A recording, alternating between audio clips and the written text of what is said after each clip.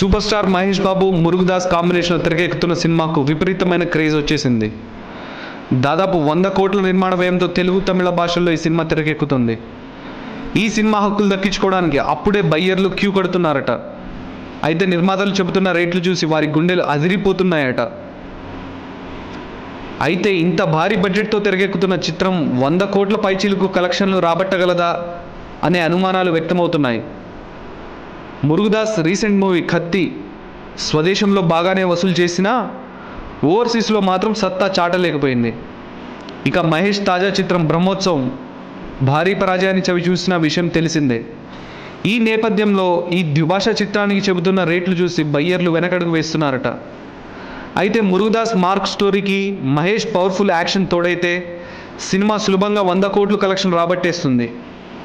సినిమాకు మంచి టాక్ వస్తే తమిళనాడుతో పాటు తెలుగు రాష్ట్రాల కలెక్షన్లు, ఓవర్సీస్ 2 భాషల శాటిలైట్ హక్కులు అన్నీ కలుపుకుంటే 100 కోట్లను సులభంగా దాటేయగలదని బాక్సాఫీస్ పండితులు అంచనా వేస్తున్నారు.